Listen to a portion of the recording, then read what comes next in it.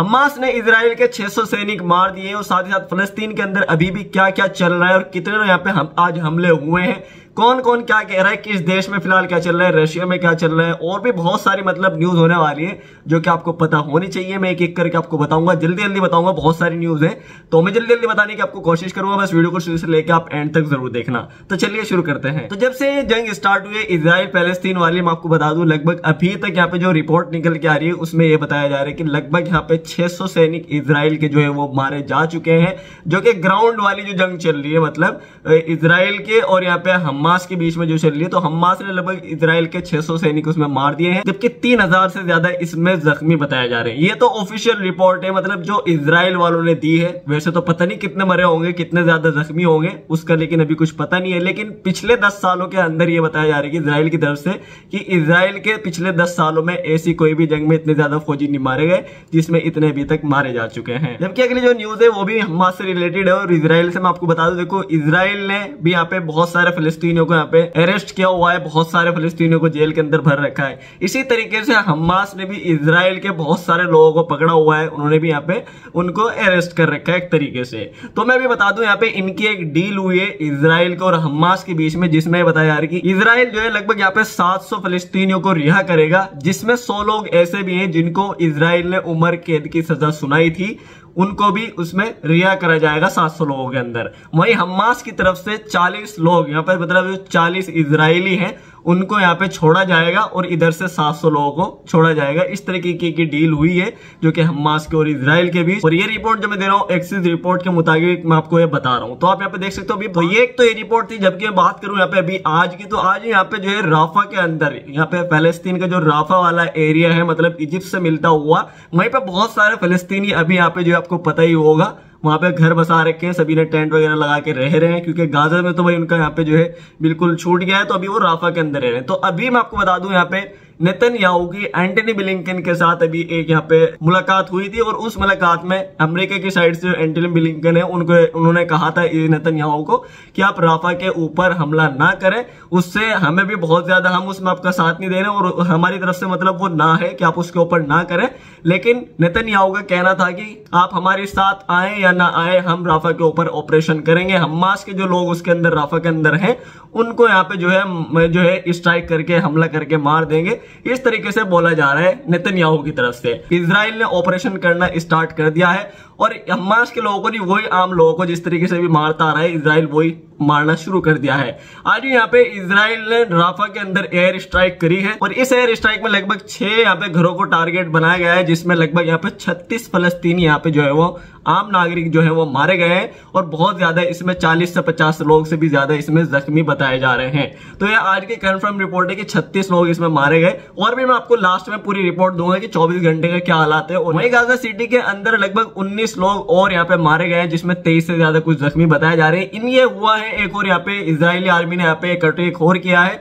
जो कि आपको पता ही होगा बहुत सारे जो लोग भूखे यहाँ पे फलस्तीन के लोग भूखे जो खाने की लाइन में लगे हुए थे, इजराइल की आर्मी ने उनके ऊपर ही हमला कर दिया है और इसमें लगभग यहाँ पे 19 लोग यहाँ पे मारे गए, शहीद हो गए और प्लस यहाँ पे 23 से ज्यादा जख्मी बताए जा रहे हैं। ये आप सोच सकते हो कि जो आम लोग खाने के लिए भूख के लिए तड़प रहे हैं वो खड़े हुए हैं और उनके ऊपर डायरेक्टली यहाँ पे इस तरीके से हमला हुआ है। वहीं इजराइल ने जॉर्डन की जमीन पे जो जॉर्डन वैली है, मैं आपको बता दूं देखो जॉर्डन जो है वो भी इजराइल से मिला हुआ है, मतलब जो जॉर्डन है और वेस्ट बैंक है इजराइल का, यहाँ पे आप समझ सकते हो फलस्तीन का वेस्ट बैंक, वो बिल्कुल उसके बॉर्डर मिला हुआ है। तो इजराइल ने क्या करा यहाँ पे जॉर्डन वैली जो है, यहाँ पे जॉर्डन वैली का लगभग 1976 के एकड़ के करीब उनकी जमीन पे यहाँ पे कब्जा कर लिया है। मतलब वो बताया कि यहाँ पे इजरायली स्टेट की जमीन है तो उन्होंने उस पर कब्जा कर लिया है। साथ ही साथ मैं आपको बता दूं जितना भी फलस्तीन है अभी तो सब पे पूरे पे कब्जा करके बैठे हुए हैं, लेकिन जो अभी जमीन फलस्तीन के लोगों के पास थी उसमें से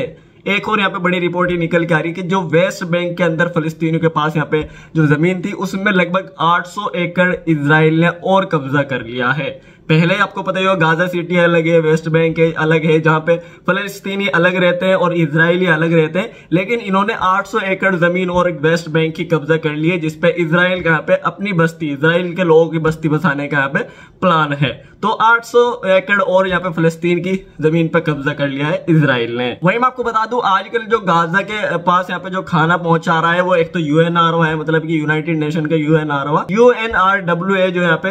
ऑर्गेनाइजेशन, वो यहाँ पे खाना पहुंचा रही है फलस्तीन के लोगों के पास तक, या फिर एयर ड्रॉप से पहुंचा रहे हैं, जॉर्डन वाले अलग अलग यहाँ पे जो जहाज से मतलब एक तरीके से फेंका जा रहा है और नीचे लोगों तक आ रहा है। तो इस तरीके से कुछ खाना पहुंच रहा है, लेकिन यूएनआरओ जो बहुत बड़ी यहाँ पे पूरी, यहाँ पे आप समझ सकते हो पूरी दुनिया की एक ऑर्गेनाइजेशन है, तो अभी उसकी फंडिंग जो है वो अमेरिका ने रोक दी है 2025 तक। मतलब जो फंडिंग वगैरह आनी थी फलस्तीन के लोगों के यहाँ पे पास, वो जो खाना पीना जाना था, उसको एक तरीके से अमेरिका ने बंद कर दिया है उनकी फंडिंग को रोक के। अभी उसी तरीके से एक यूएन की ऑर्गेनाइजेशन है, ये जो यहाँ पे इजराइल के अगेंस्ट जो यहाँ पे काम कर रही थी, मतलब जो इजराइल ने अभी तक क्या क्या किया है, कितने जेनोसाइड यहाँ पे कितने लोगों को क्या मतलब इजराइल के खिलाफ वो सारे कर रहे थे, इनकी भी फंडिंग यहाँ पे अमेरिका ने रोक दी है। मतलब यूएनआरओ के जो फूड ऑर्गेनाइजेशन है उसको भी रोक दी है, और वैसी जो इनके अगेंस्ट इजराइल के अगेंस्ट काम कर रही थी अमेरिका ने, उसकी भी यहाँ पे फंडिंग को रोक दिया है। तो आप इससे हिसाब लगा सकते हो कि अमेरिका जो है यहाँ पे बिल्कुल पूरा साथ दे रहा है यहाँ पे इजराइल का,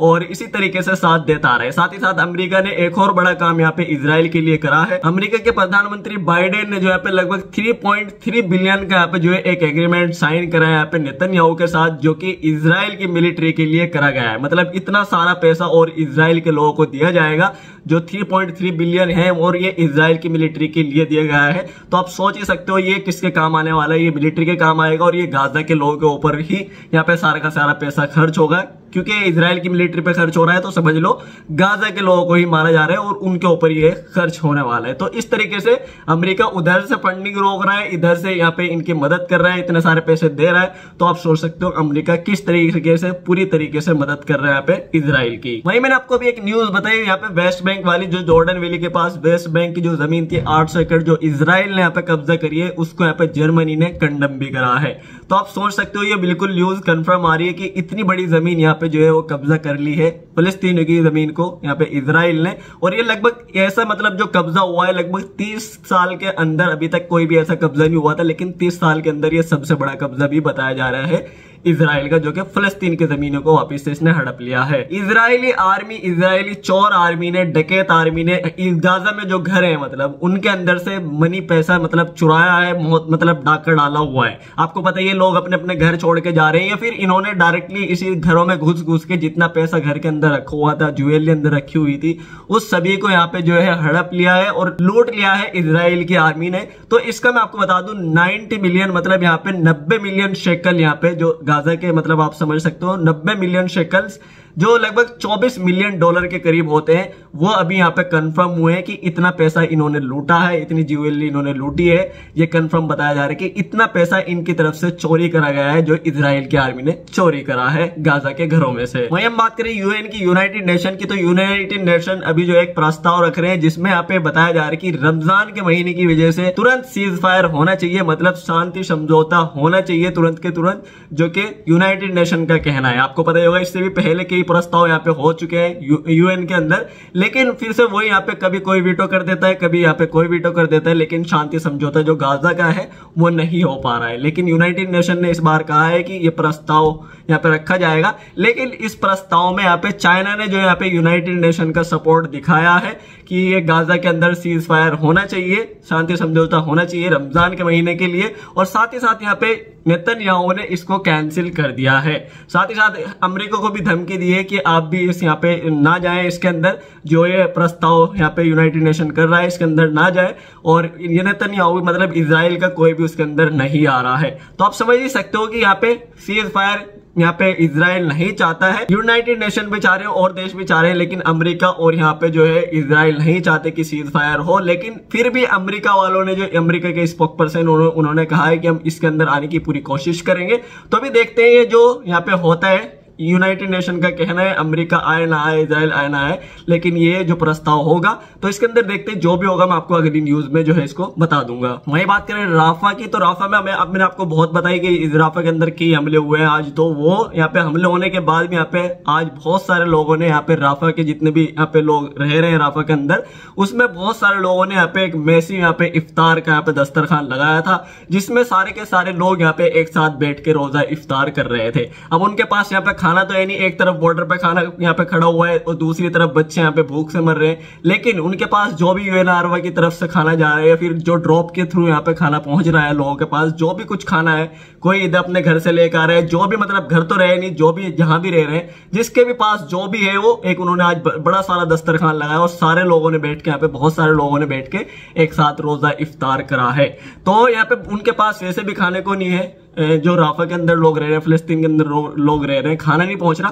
तो सिर्फ सहरी कर रहे हैं और सिर्फ यहाँ पे रोजा इफ्तार उनका चल रहा है। बाकी सभी गाजा के लोग यहाँ पे रोजे रख रहे हैं। साथ ही मैं आपको बता दूं, देखो जो दस्तरखान लगा था उसमें इसी तरीके से जो खाना पहुंचा है, जो लोगों के पास जो भी था, ऐसा नहीं है कि मेरे पास खाना है तो मैं अपनी फैमिली को लेके बैठ जाऊंगा और मैं खाना शुरू कर दूंगा, लेकिन एक दूसरे का पूरा ख्याल रख रहे हैं गाजा के लोग, जिसके पास जो भी है पूरा दस्तरखान पे लगा के लगाया गया और उसके बाद पूरा इफ्तार किया गया है। वही बात करें गाजा की, गाजा में 24 घंटे के अंदर अंदर लगभग 107 लोग यहाँ पे मारे गए हैं, जिसमें यहाँ पे राफा के बॉर्डर के शायद नहीं जुड़े होंगे, राफा पे जो अभी अटैक हुआ है, क्योंकि ये 24 घंटे वाली रिपोर्ट मैं आपको दे रहा हूँ। इसके अंदर 107 लोग यहाँ पे मारे गए और लगभग 176 लोग से भी ज्यादा जख्मी बताए जा रहे हैं, जो 24 घंटे की रिपोर्ट है। लेकिन बात करें 170वें दिन की, तो यहाँ पे लगभग 32,200 से ऊपर यहाँ पे लगभग लोग मारे जा चुके हैं और 74,000 से भी ऊपर लोग जो यहाँ पे अभी जख्मी इसमें बताए जा रहे हैं। वहीं जॉर्डन में इजरायली एम्बेसी के पास जॉर्डन के लोगों ने खूब यहाँ पे भाई प्रोटेस्ट करा है। साथ ही साथ यहाँ पे जो प्रोटेस्ट हुआ है इसमें उनकी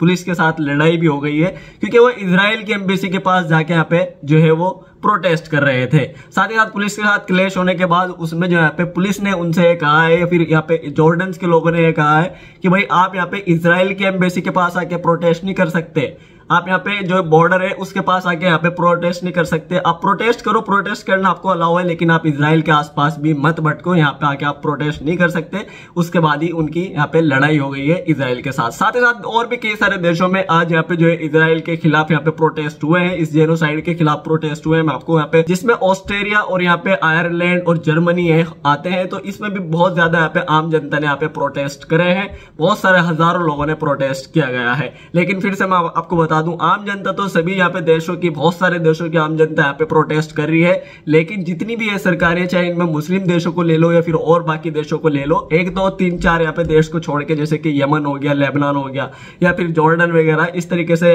आम लोग तो यहाँ पे कर रहे हैं, लेकिन जो देश की सरकारें हैं वो इसके ऊपर कुछ भी इजराइल के ऊपर नहीं बोल रही है। इजराइल जो चाह रहा है वो यहाँ पे वो कर रहा है, जैसे कि वो आज राफा वाला काम हुआ है, तो राफा में जिस तरीके से अटैक करा गया है, तो इस तरीके से आम जनता तो यहाँ पे फलस्तीन के यहाँ पे सपोर्ट में आ रही है, लेकिन सरकारें नहीं आ रही हैं। वहीं मैं आपको बता दूं, रशिया के अटैक की बात करते हैं, तो रशिया के आपको पता ही होगा भी यहाँ पे 2-3 दिन पहले बहुत बड़ा अटैक हुआ था, जिसमें 4 लोग यहाँ पे जो 4 कंफर्म थे उनको गिरफ्तार करा गया और उनके साथ ऐसा हाल करा गया है, उन यहाँ पे टेररिस्ट के खिलाफ यहाँ पे मतलब उनके ऊपर तशद्दुद करा गया है। रशिया वालों ने बहुत जबरदस्त यहाँ पे तशद्दुद करा है, एक ही दिन में उनकी हालत यहाँ पे बदल ली है। और साथ ही उनसे जब पूछा गया कि ये काम किस लिए करा है, तो उन्होंने सीधा सीधा यही बताया अभी तक कि ये सिर्फ हमने पैसों के लिए किया है। लेकिन रशिया का यह कहना है अगर इसमें किसी का भी हाथ यहाँ पे पता चलता है, कोई भी इसके पीछे पता चलता है, तो पुतिन का यही कहना है कि हम उसको छोड़ेंगे नहीं। अगर इसमें यूक्रेन का जरा सा भी हाथ हुआ तो हम बिल्कुल तैयार यहाँ पे जो है उनके जहाज यूक्रेन के ऊपर रॉकेट यहाँ पे लॉन्च करते हैं, यहाँ पे जो लड़ाकू विमान होते हैं वो यहाँ पे यूक्रेन के ऊपर घूम रहे हैं,